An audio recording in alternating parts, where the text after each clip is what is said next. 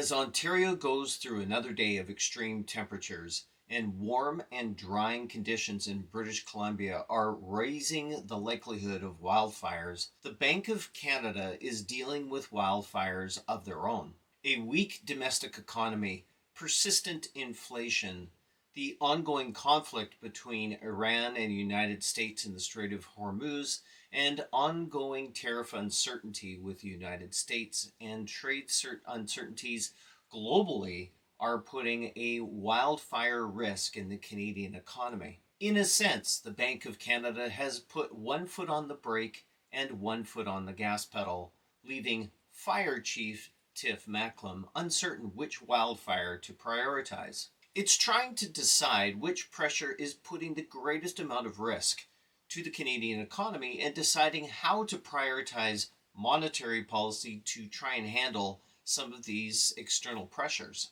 In a widely expected move, the Bank of Canada held overnight rates today at 2.25% in their fifth meeting of the year. They have suggested that accompanying the overnight rate announcement in their monetary report, that they have downgraded the Canadian economy to only grow by 0.7% for the balance of 2026, with some improvements coming in the following years, 2027 and 2028.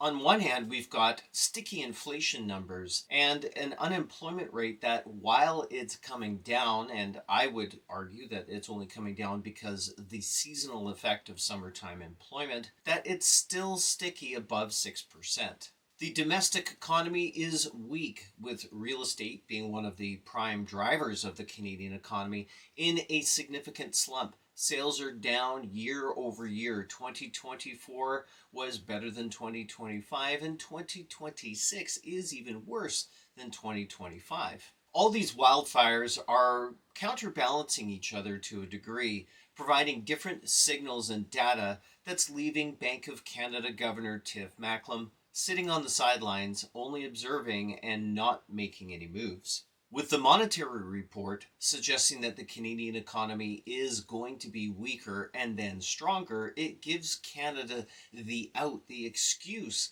not to make any moves at this time. There's also an expectation now that the Bank of Canada will not make any changes for the balance of the year, basically leaving monetary policy impotent. Our neighbors to the south are looking at some higher inflation and lower unemployment numbers, which may leave the Federal Reserve no choice but to increase rates. So, of course, the differential in rates is going to make the Canadian dollar sink based on money being invested more towards the States, just purely based on the overnight rates alone. So under the auspices of being able to stay nimble and considering all the wildfires, both foreign and domestic, the Bank of Canada is sitting on the sidelines and doing nothing. However, given the varying circumstances inside and outside the Canadian economy, could we expect the Bank of Canada to act any differently?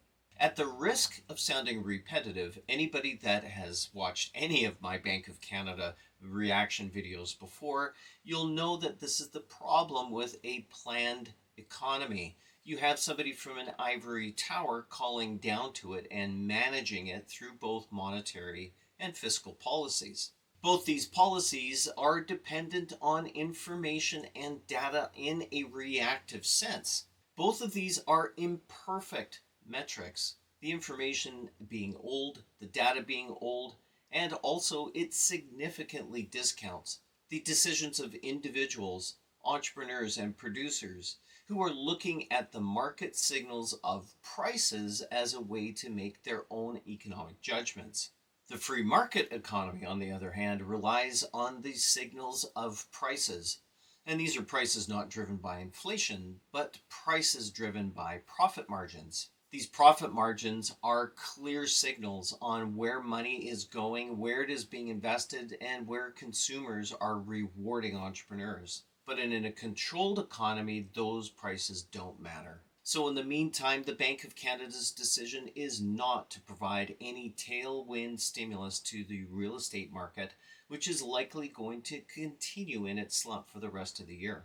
So, scared of a runaway market economy, the boogeyman of inflation is holding the Bank of Canada back from lowering rates to deal with a softening domestic economy and other global uncertainties. So, not only will the real estate market continue to suffer, but the domestic economy overall will be flat for the remainder of the year, even though the TSX is touching record highs this morning. If you found this video to be helpful in your journey of discovery in history, economics, financial literacy, and politics, make sure that you hit a like, subscribe, and hit the notification bell for upcoming videos.